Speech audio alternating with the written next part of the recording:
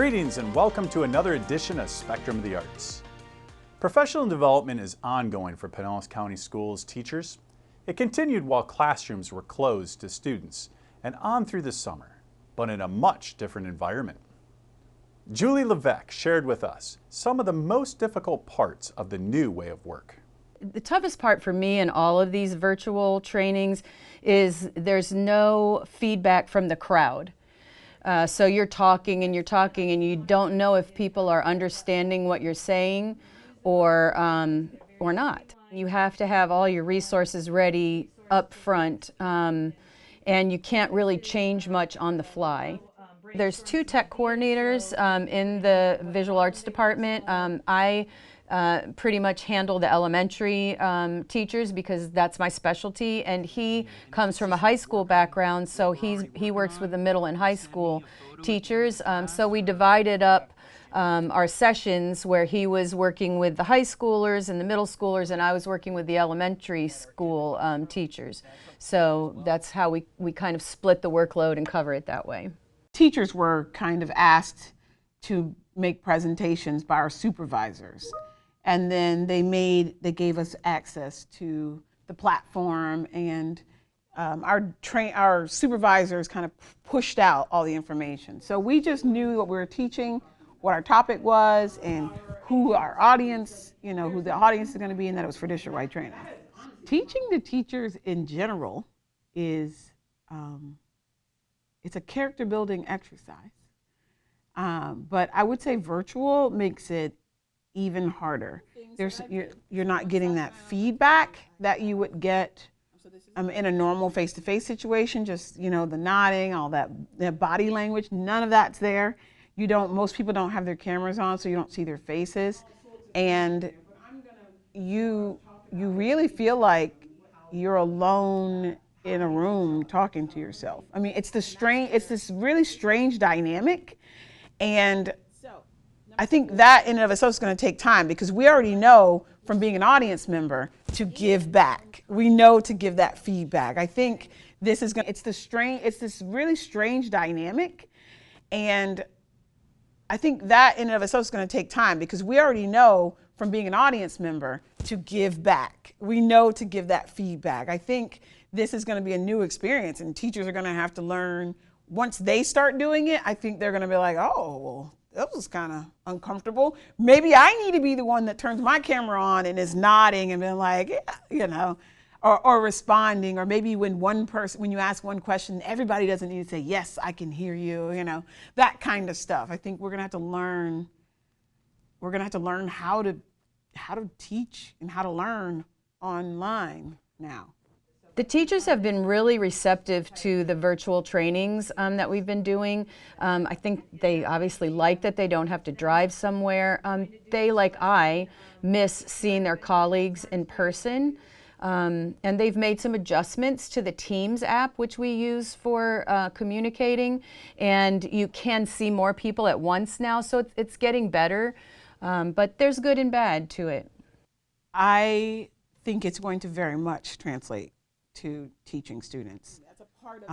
As a teacher, I have, being in a court, like being in a training session like this and listening, trying to participate virtually, it's really hard to not be distracted by who's coming in the room and wanting to go over there and do this. So imagine if I was at home, the TV, my phone, food, the bathroom, like suddenly everything is a distraction. And I feel like if it's that way for me, and I'm an adult, and this is my job, and this is part of professional development for my job, what's it going to be like for the student? Do I need to shake it up? Do I need to have different moments where they have to raise their hand so that they're proving, they're showing, they're, engaging with me? And the answer to me is yes. There's going to have to be those things that I'm going to have to make them do to kind of activate their brain and say, yes, I'm here and I'm participating, and oh, they're talking to me and I'm talking back. And you just learn that from being in a virtual training like this. I feel like in time, if we continue to do this, it's going to be great. It's going to be great for like all these different styles of learners. I feel like right now it's going to be really difficult for the teachers. At first, I really had a brain block up, and it was like, ah! And you're just so like panicked, you can't even think of where to start. Eventually, you just have to say, okay, start with period 1, you know, and just dive in. I think it's going to be difficult, but we're going to make it look easy. I think we're going to be graceful, you know, about going into it and making it happen. We're going to figure stuff out. We're artists, so we're kind of used to problem solving. It's what we do, coming up with solutions to different things. So I feel like we're going to make it look easy, but that is because we're going to rely on each other and Google and share and, you know, phone calls at night and live team sessions and, you know what I mean? But it's going to look like it was easy. But I think it's actually going to be a difficult task that in the end could really transform education in a good way. I have to brag on our teachers a little bit. They had, you know, very little time to prepare for the teaching this past spring. And, you know, we had teachers that didn't even have a smartphone that somehow managed to figure out how this was supposed to work and present, you know, good quality lessons. Gerard Madrinan is the band director at Seminole High School. He has had the task of implementing a variety of new protocols to keep his band members safe. It all, of course, started with planning and revising, and then implementing. Gerard explained to us some of the problems that he and his students have had to overcome. It starts from the moment we come into our band room. The band room is really considered the second home of our students. And so from when they enter into that room, they're used to being able to socialize, greet each other, just have a big sigh of relief and relaxation like they're home. They can't do any of that anymore. They have to stay 8 feet apart. They can't hug or high five. When they go to get their equipment, we're really being watchful like a hawk to make sure that they're following those safety guidelines. So immediately off the bat, it's different. On top of that, we've only rehearsed 5 times. Before that, we were off basically since March 13th. So the students hadn't been around each other or seen each other for 5.5 months. Even though they've been doing nothing for that period of time, they're exhausted. By having to follow protocols that ensure student safety and especially family safety that stems off of student safety, it affects everything that we do, just like life that we see in society and what the entire country is going through. Now we can't travel, we don't have the trust to be able to put on events and ensure people's safety, so it affects everything that we're used to doing, that what we used to call normal. When we finally were allowed to do something, instead of just being able to play our instruments outside, now we need bell covers. We need to wear masks when we play. Music, performing arts is all about doing things as a team, as a group, and we're doing this now 8 feet apart, 12 feet apart, without exceeding a certain number of people per group. So we are grateful that we're able to do music now, we're able to have practices, but we're constantly reminded every minute that we're together that it is in fact different. What's different is just not being able to be close to everyone. All the friendships they're really different. I really miss the way we used to be so close here, and the community is it's really been injured, but I wouldn't say it's gone. There's still friendships, but it just really hurts to see everything so different. Nothing's the same as it was. At first I was really upset because of everything that was going to be different this year, but it's actually gotten a lot better, and you can tell that everybody's really excited to be here. Even though they have to obviously follow things differently than they would usually, everybody's still so excited. I'd say the biggest thing that's changed is how separated the drums are set up. Usually we're very close spacing and we're able to hear the people next to us and really kind of blend our sound together. But now that we're spaced out, we have to really try hard to listen over to the people next to us to make sure that we're playing just as good as we were before. Right now, we're just trying to remind the students what it's like to play a B-flat, what it's like to spin a flag, and what it's like to hit a drum. Eventually, we're going to get to the point where we're having performances. But our formula by this point, so today is September 15th, we would normally have about 150 hours, 175 hours of rehearsal through summer camps and trainings to this point. We're only at rehearsal hour 9 right now. So yeah, the goal is ultimately we're going to have performances. We're fortunate with our administration at this school and the leadership at the district level that they're supporting us in that aim to bring the students that way, but we still have to crawl before we can walk. Playing is more difficult. Usually when we're standing right next to each other, it's very easy to hear our neighbors and to hear our sounds, but farther apart, it's really difficult to get to hear what's happening and being able to, blend in with the ensemble. I'd say it comes with time, because since it's something that's so new and we have a lot of new people on our drumline this year, they're really kind of been forced to try a little bit harder than they're used to. We used to have partner work where we would do things together as a team, but now we do have to do those things, but we just do them distance, and I think it's different, but everybody's having just as much fun while we're doing it. The fact that we were able to get out to rehearsal and the students were able to be around each other was incredibly meaningful. When we were allowed to finally be together, there was a lot of tension and nervousness, both from families, from students, from myself. Can we do this safely? When we finally got together, though, the one thing that I was so proud of is that everybody from our principals and administration at the school to the families and parents, and especially the instructors and the students, so much support. Everybody here believes in the safety protocols. We have a lot of them. We have a 32-point process from the moment that the students arrive at school for screening until the time that they get picked up and leave. And all of those rules and regulations have to be followed to the letter. And what I see is students who believe in that process, who have my back on that, and everywhere in the school board just supporting us, trying to make this happen. And even though it's very different, and it resembles nothing of what we're used to and what we miss, I can't help but be grateful that we're working together as a team. This experience is definitely going to make me much more grateful for the experiences I've had. I'm really going to treasure and prioritize my friendships and all the memories I've had before Corona struck us, for sure. It was a long time getting to where they were going, but Elisa Nelson Elementary students finally were able to celebrate the unveiling of a brand new mural at their school. The project began in late winter, but was not available for students to enjoy until late summer. School principal Hema Adhia explained the project background.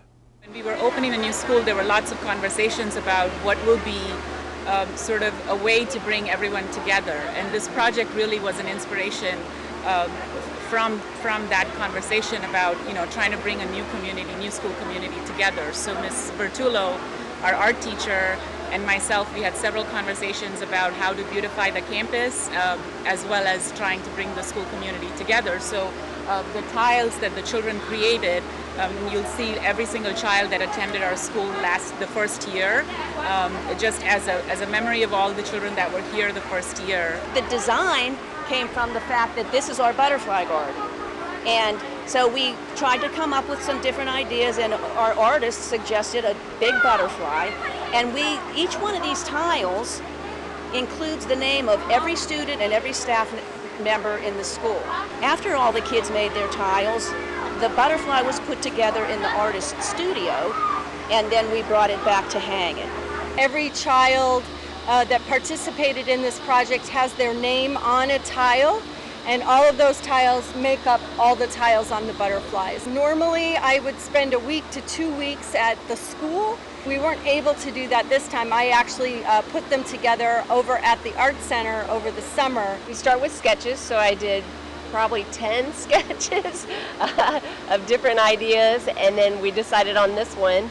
And I came in and I did the large flowers, and then Heather and I worked together with patterns to make the big butterflies that morph into the design. It's a great enrichment for the students. It teaches them how to work as a team to create something. And this is something that they're going to remember. If they come back to the school in 20 years, they're going to be able to point out their name on that tile and say, I was one of the first classes that attended this school. I made some of the tiles. I made a tile with my name, which is painted yellow, and a couple others with shoe prints and stuff. Really fun, and it wasn't very difficult either. The hardest part for me was really choosing the paint color. I chose yellow for my tile. In art, we got tiles, like slabs of clay, and then we were handed a bunch of spaghetti, alphabet soup, and we'd spell our names with the alphabet soup, and then they would color it, and they would paint the things, and then create it like that. I feel like this feels like home, you know? Like I feel like a big part of the school now.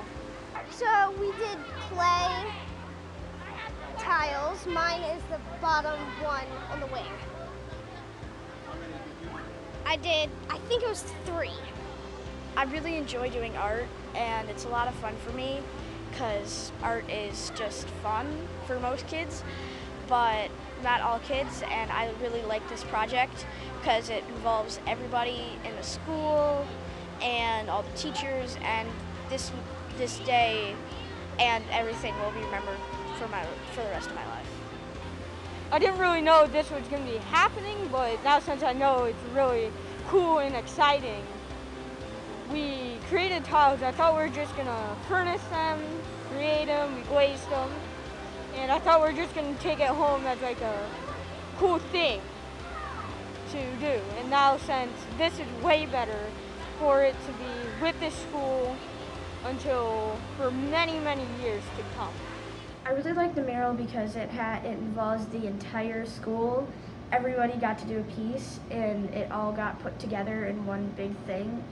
And I love that it's just there and it'll be there for probably the next 50 years. It's really awesome that they came up with that idea. So a project like this could never happen without the referendum funding that we get from the district. And that's the referendum that residents of Pinellas vote on every several years. It's so important because it funds not only projects like this, but art supplies in the classroom, music and technology, iPads and laptops for the students, enrichment resources for both teachers and students. So again, wouldn't be possible without that. The Tarpon Springs High School music program has long been recognized as Major League, with countless championships won at all levels of competition. That doesn't just happen. The performances are unveiled following hours upon hours of organization, preparation, and rehearsal.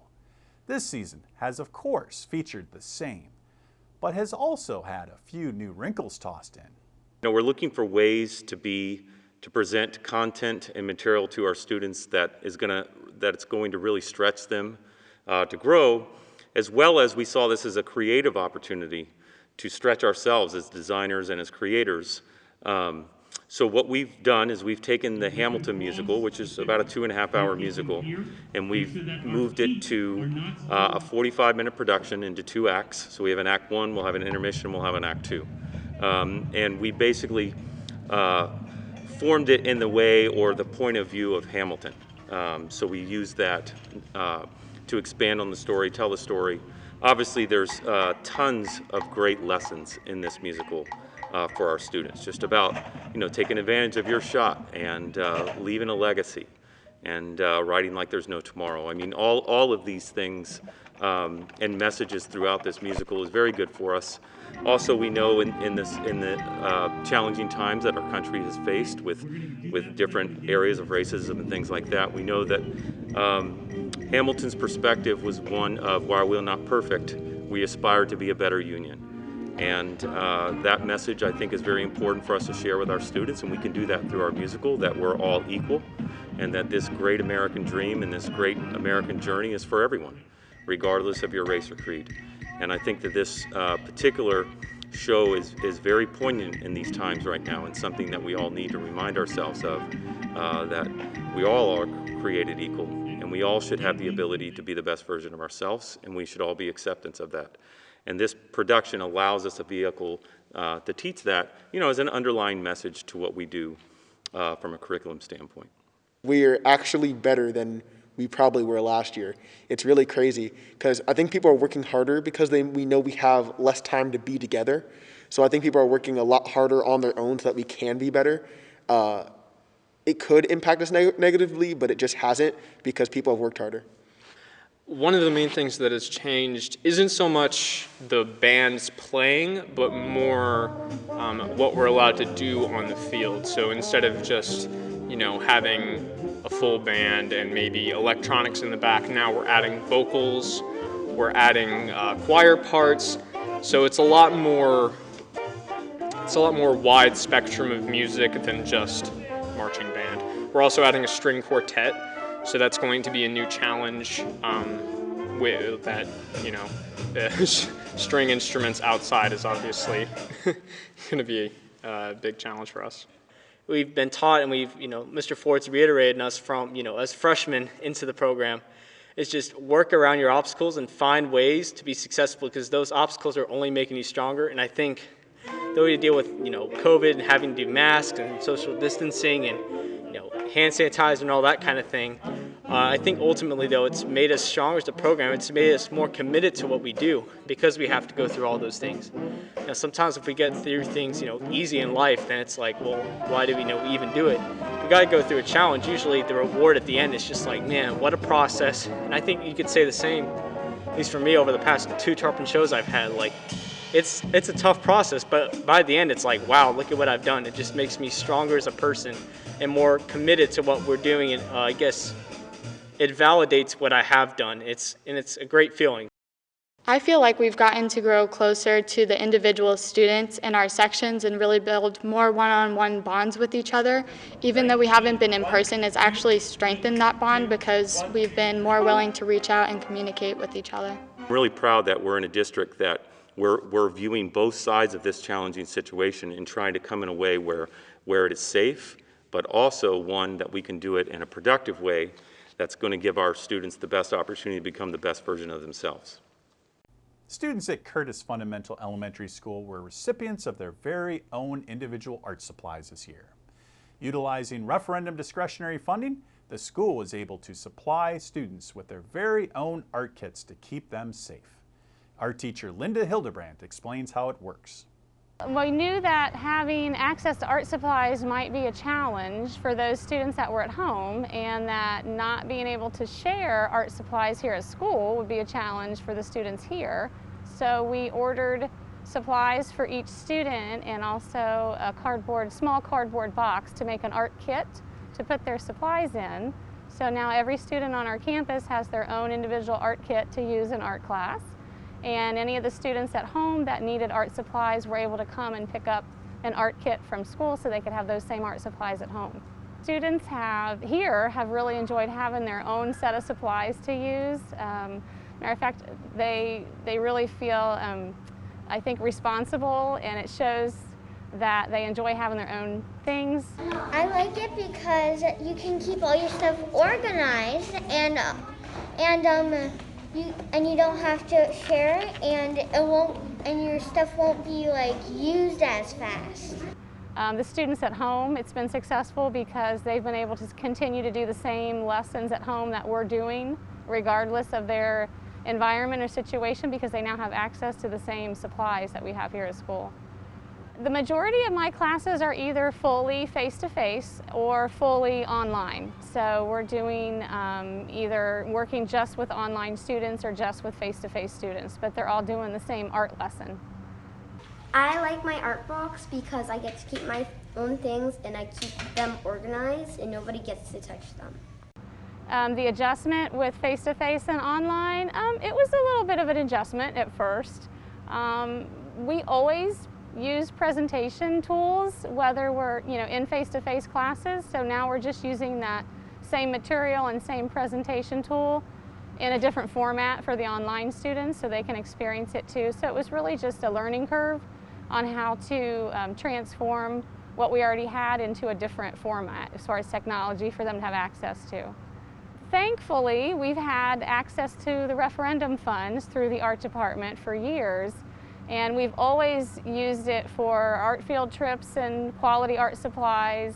But this year it really made a difference because that's the sole reason and the sole source of funding that allowed us to be able to purchase all these additional art supplies for the students here and at home. As you know, the referendum is up for renewal in the upcoming election. The referendum fund boosts reading, music, and art programs, provides up-to-date technology and textbooks, and helps recruit and retain quality teachers. We thought you'd like to hear thoughts from some of our students and how they feel about their programs. I went to Cypress Woods Elementary, and my mom wanted me to get into it. I didn't really know about strings, but yeah, my mom told me about it, and then that's how I joined. I picked viola because I didn't really know about it, and it was kind of like between violin and cello. It seemed different. So I've been playing for like 8 years, maybe more, and in middle school I really started getting better because of my teacher. I went to Eastlake Middle School, and I started doing all county in 7th grade, and I learned from the peers and like the higher up chairs, and it helped me get better, made me want to be better. Music is very important to me because it's been like all my life and what I've been doing, and it has all my friends are doing it, that other people look at me like they're inspired by me, they want to become better. Yeah, I feel like accomplished and like it gives me direction, and it's really cool to like hear everyone playing their own part and like how I fit in and like how it comes together, like all the hours we work, and it comes to something I can be proud of.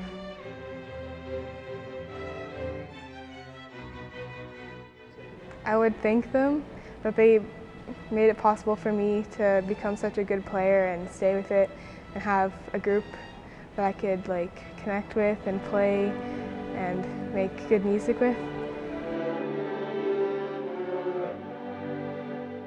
I started violin in the 3rd grade, so I've been playing for over 10 years now, and it's been a wonderful journey.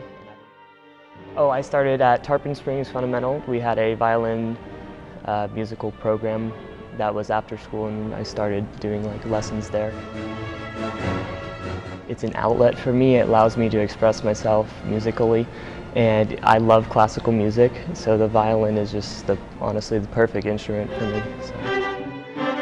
I always enjoy playing in groups, especially when the group is as good as us, the players in all county.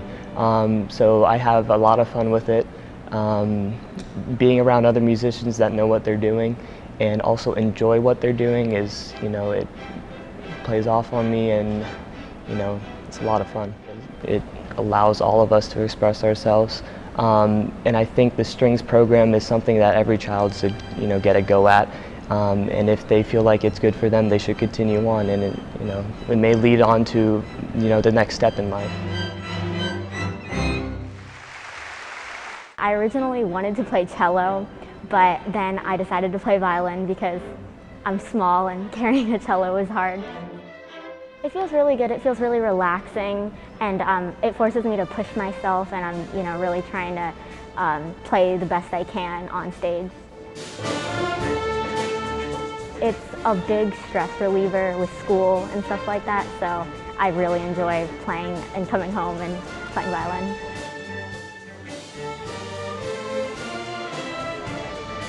This has been such a big part of my life. This is the 5th year I've been doing all county, and I look forward to it every year, and it's really fun to come together with a group of people who enjoy music. Well, that's it for now. We hope you enjoyed our show, and will join us again next time for more Spectrum of the Arts. I'm Jonathan Ogle, and we'll see you then.